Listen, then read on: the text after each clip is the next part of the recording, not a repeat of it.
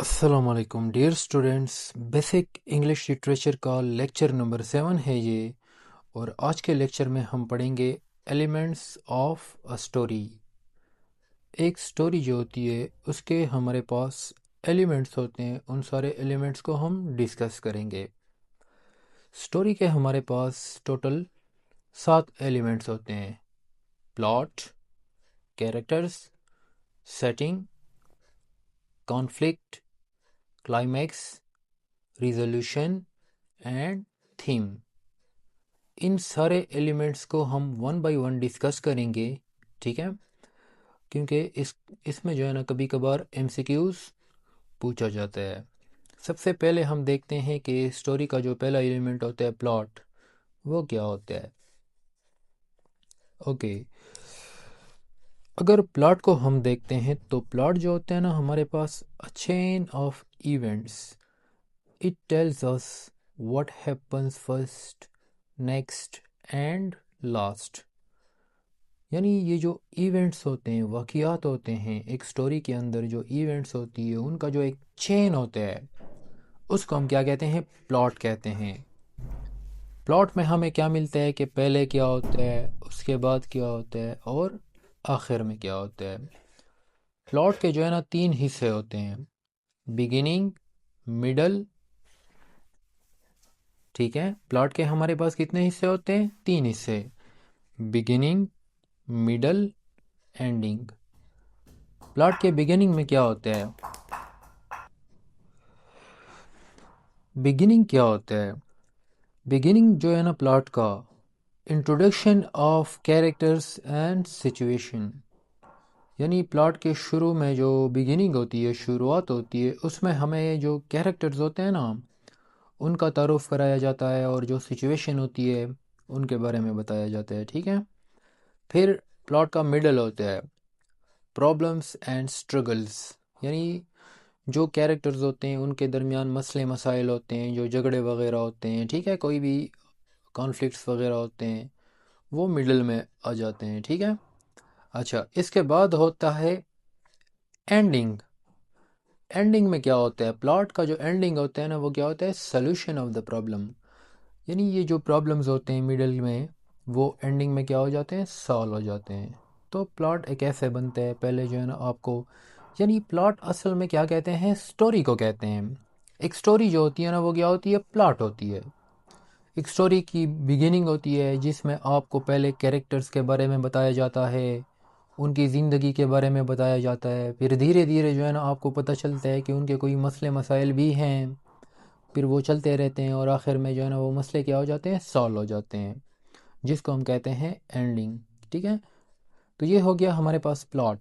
अब जो है ना दूसरा एलिमेंट देखते हैं, कैरेक्टर। ओके, दूसरा जो हमारे पास स्टोरी का एलिमेंट होता है वो है क्या होता है? कैरेक्टर्स। कैरेक्टर्स जिसको हम उर्दू में किरदार भी कहते हैं, यानी स्टोरी के अंदर जो हिस्सा लेते हैं उनको हम क्या कहते हैं? कैरेक्टर्स कहते हैं। कैरेक्टर्स और द पीपल और द पर्सन्स और animals that take part in the story. यानी कहानी में जो हिस्सा लेते हैं, चाहे वो इंसान भी हो सकते हैं, जानवर भी हो सकते हैं। आपने देखा होगा कुछ मूवीज़ ऐसी होती हैं जो, फॉर एग्ज़ाम्पल रिसेंटली एक मूवी आई थी जिसमें शाहरुख खान ने डबिंग की थी। नाम तो मुझे याद नहीं है, बट वहाँ पे जो कैरेक्टर्स थे वो कौन से थे? एनिमल्स थे, लायंस थे। तो वो भी कैरेक्टर्स हो सकते हैं। आपने देखे होंगे कुछ स्टोरीज़ में सारे क्या होते हैं? एनिमल्स होते हैं, ठीक है? तो कैरेक्टर्स इंसान भी हो सकते हैं, जानवर भी हो सकते हैं। और होते क्या है? जो स्टोरी में हिस्सा लेने वाले, उसको हम कैरेक्टर्स कहते हैं, जो आपस में क्या करते हैं? गुफ्तगू करते हैं और बातें बातें करते हैं। कैरेक्टर्स की जो है ना फिर हमारे पास क्या होती है? टाइप्स होती है, टाइप्स ऑफ कैरेक्टर्स। सबसे पहला कौन सा कैरेक्टर होता है? Main character. मेन कैरेक्टर को हम क्या कहते हैं? Hero of the story. यानी कहानी का जो हीरो होता है उसको हम क्या कहते हैं? मेन कैरेक्टर, या इसको हम प्रोटागोनिस्ट भी कहते हैं। इसके अलावा हमारे पास माइनर कैरेक्टर्स होते हैं। आपने देखे होंगे एक हीरो होता है, हीरो के आसपास 5-6 दोस्त घूम रहे होते हैं, तो वो जो होते हैं ना हमारे पास माइनर कैरेक्टर्स में आ जाते हैं। या इसके अलावा बाकी जो कैरेक्टर्स होते हैं, यानी हीरो मेन कैरेक्टर होता है। इसके अलावा माइनर कैरेक्टर, बाकी जो लोग जो फिल्म में स्टोरी में मौजूद होते हैं वो आपके पास माइनर कैरेक्टर्स आ जाते हैं। फिर तीसरे नंबर पर ये भी इम्पोर्टेंट है, एंटागोनिस्ट। ठीक है, एंटागोनिस्ट क्या होता है? ये एक स्पेशल टाइप का कैरेक्टर होता है, a character that opposes the main character. ठीक है, ये वो कैरेक्टर होते हैं जो मेन कैरेक्टर के बिल्कुल अपोजिट होते हैं। ठीक है, जो मेन कैरेक्टर की मुखालिफत में होते हैं। आल्सो कॉल्ड विलन, इसको हम विलन भी कहते हैं। तो हमारे पास स्टोरी के अंदर जो दो मेन कैरेक्टर्स होते हैं, एक हमारे पास प्रोटोगोनिस्ट होता है जिसको हम हीरो कहते हैं, दूसरा हमारे पास एंटागोनिस्ट जो कि प्रोटोगोनिस्ट के मुखालिफ होते हैं, उसको हम विलन कहते हैं। हीरो को प्रोटोगोनिस्ट, विलन को एंटागोनिस्ट। और प्रोटोगोनिस्ट एंटागोनिस्ट के दरमियान हमेशा क्या चल रहा होता है? कॉन्फ्लिक्ट चल रहा होता है। ठीक है। अच्छा, इसके अलावा हमारे पास कैरेक्टर्स के और भी टाइप्स होते हैं। चौथी जो टाइप है वो है स्टैटिक कैरेक्टर्स। स्टैटिक कैरेक्टर्स ऐसे कैरेक्टर्स होते हैं जो शुरू से लेकर आखिर तक जो है ना, उनमें कोई भी तब्दीली नहीं आती। ठीक है, a character who does not change from beginning to end, यानी कहानी के शुरू से लेकर आखिर तक उसमें कभी भी कोई तब्दीली नहीं आती, उसको हम स्टैटिक कैरेक्टर कहते हैं। दूसरा होता है डायनामिक कैरेक्टर। डायनामिक कैरेक्टर वो कैरेक्टर होता है जो स्टोरी में चेंज हो जाते हैं, यानी स्टोरी के शुरू में वो उसकी पर्सनैलिटी और होती है, बाद में जो है ना स्टोरी के आखिर में आप देखते हो कि वो उसमें बहुत सारी तब्दीली आ जाती है। अक्सर आप देखते हो जो विलन होता है ना, वो हमारे पास क्या होता है? डायनेमिक कैरेक्टर होता है बहुत सारी स्टोरीज़ में। कुछ मतलब कि हीरोज़ फॉर एग्ज़ाम्पल, वो जो विलन जो होता है वो हीरो के ख़िलाफ़ लड़ता है, बाद में फिर उसे एहसास भी हो जाता है कि मैं गलत कर रहा हूँ, यानी कि वो चेंज हो जाता है। तो इस तरह के जो कैरेक्टर होते हैं जो स्टोरी में क्या हो जाते हैं, उनकी उनमें तब्दीली आ जाती हैं, तो हम उसको कहते हैं डायनेमिक कैरेक्टर। अच्छा, तीसरा जो हमारे पास एलिमेंट होता है, the third most important element of a story is setting. Setting जो होते हैं ना, वो क्या होता है? Setting is the time and place where the story takes place. Setting में आपके पास टाइम आ जाता है, यानी वो वक्त जिस वक्त की कहानी है, जिस ज़माने की कहानी है। प्लेस, और कौन सी जगह की कहानी है। एक कहानी होती है ना, वो उसमें टाइम भी तो होता है ना कि 1980s की है, 2007 की है, या फिर 1880s की है। फिर उसके अंदर आपको लोकेशन का भी बताया होता है कि कैरेक्टर्स कौन से इलाके के हैं, उससे आपको पता चल जाता है सेटिंग का कि जगह कौन सी है। ठीक है, सेटिंग में हमारे पास दो चीज़ें आती हैं, टाइम आता है और प्लेस आता है। फॉर एग्ज़ाम्पल, एक स्टोरी की अगर हम सेटिंग देखते हैं, टाइम उसका क्या होगा? 1980s है, और जगह उसकी कौन सी है? इंग्लैंड है, यानी इंग्लैंड में एक स्टोरी बनाई गई है 1980s में, तो इसको हम क्या कहेंगे कि ये उसकी सेटिंग है। फोर्थ जो इम्पोर्टेंट एलिमेंट होता है स्टोरी का, वो होता है कॉन्फ्लिक्ट। ठीक है, कॉन्फ्लिक्ट क्या होता है? Conflict is the problem in the story. जो प्रॉब्लम होता है ना स्टोरी में, जो मसला होता है, उसको हम क्या कहते हैं? कॉन्फ्लिक्ट कहते हैं। या आप इस तरह से भी डिफाइन कर सकते हो कॉन्फ्लिक्ट को, the opposition between two forces. दो कुव्वतों के दरमियान जो मुखालिफत होती है, उसको हम क्या कहते हैं? कॉन्फ्लिक्ट कहते हैं। फॉर एग्ज़ाम्पल, आप कहानी में देखते हो गुड वर्सेस एविल, अच्छाई और बुराई के दरमियान क्या होती है? मुखालिफत होती है, इसको हम कॉन्फ्लिक्ट कहते हैं। हीरो और विलन के दरमियान क्या होता है? कॉन्फ्लिक्ट होता है। ठीक है, प्रोटागोनिस्ट और एंटागोनिस्ट, यानी हीरो और विलन को हम प्रोटागोनिस्ट एंटागोनिस्ट भी कहते हैं। ठीक है।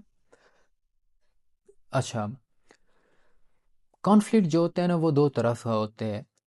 एक कॉन्फ्लिक्ट ऐसा कॉन्फ्लिक्ट होता है जो एक कैरेक्टर का किसी दूसरे कैरेक्टर के साथ होता है, यानी एक आदमी का किसी दूसरे आदमी के साथ, या अगर वो जानवर है तो एक जानवर का किसी दूसरे जानवर के साथ होता है। तो उस तरह के कॉन्फ्लिक्ट को हम कहते हैं एक्सटर्नल कॉन्फ्लिक्ट। जब कॉन्फ्लिक्ट दो बंदों के दरमियान यानी दो कैरेक्टर्स के दरमियान या दो यानी सिंपली आप ये याद रखो, जब कॉन्फ्लिक्ट दो कैरेक्टर्स के दरमियान हो, दो कैरेक्टर्स के दरमियान कोई मसला चल रहा हो, तो उसको हम कहेंगे एक्सटर्नल कॉन्फ्लिक्ट।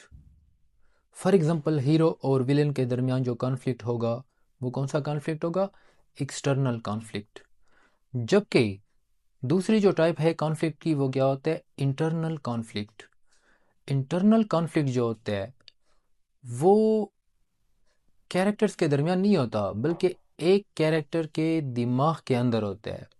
ठीक है, उसकी जो सोच होती है वो अपनी सोच के साथ लड़ता है। ठीक है, जो स्पेशली जो प्रोटागोनिस्ट होते हैं, ठीक है, हमेशा कॉन्फ्लिक्ट जो है ना, कभी कभार जब विलन नहीं होता या एंटागोनिस्ट नहीं होता स्टोरी में, तो जो हमारे पास प्रोटागोनिस्ट होते हैं ना, उसके माइंड में एक कॉन्फ्लिक्ट चल रहा होता है, और उस कॉन्फ्लिक्ट को हम क्या कहते हैं?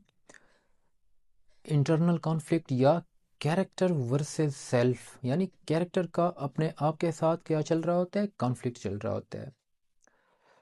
अच्छा, ये तो हो गया हमारे पास कॉन्फ्लिक्ट। फिफ्थ जो एलिमेंट है हमारे पास स्टोरी का वो है climax. The climax is the most exciting and important part of the story. कहानी का जो सबसे एक्साइटिंग और ज़रूरी पार्ट होता है, हिस्सा होता है, उस वो क्या होता है? क्लाइमेक्स होता है।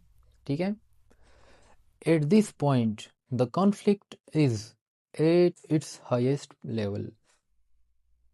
ये वो लम्हा होता है क्लाइमेक्स जिसमें जो कॉन्फ्लिक्ट होता है ना, जो मसला चल रहा होता है दो कैरेक्टर्स के दरमियान या एक कैरेक्टर्स के अपने दिमाग में, वो जो है ना पूरे ज़ोर पे होता है। ठीक है, क्लाइमेक्स में क्या होता है? कॉन्फ्लिक्ट बिल्कुल पीक पर होता है। ठीक है, ओके। क्लाइमेक्स के बाद आता है हमारे पास रिजोल्यूशन। रिजोल्यूशन एक और एलिमेंट है स्टोरी का, और ये क्या होता है? Resolution is the final part of the story where the problem is solve and the story ends. Resolution जो है ना कहानी का, वो आखिरी हिस्सा होता है जहाँ पे जो प्रॉब्लम होती है, जो कॉन्फ्लिक्ट होता है, वो हल हो जाता है और कहानी ख़त्म हो जाती है। ठीक है, यानी कॉन्फ्लिक्ट होता है, कॉन्फ्लिक्ट जब बहुत यानी पीक पर होता है उसको हम क्लाइमेक्स कहते हैं। उसके बाद कॉन्फ्लिक्ट क्या हो जाता है? रिजॉल्व हो जाता है, यानी वो मसला सलूशन, वो जो लड़ाई झगड़े होते हैं या कोई भी मसला होता है वो हल हो जाता है, फिर उसको हम कहते हैं रिजोल्यूशन। और रिजोल्यूशन ही फिर कहानी क्या हो जाती है? ख़त्म हो जाती है। ठीक है, अच्छा, एक और इम्पॉर्टेंट एलिमेंट है स्टोरी का जिसको हम कहते हैं theme. The theme is the central idea, lesson और मैसेज ऑफ द स्टोरी।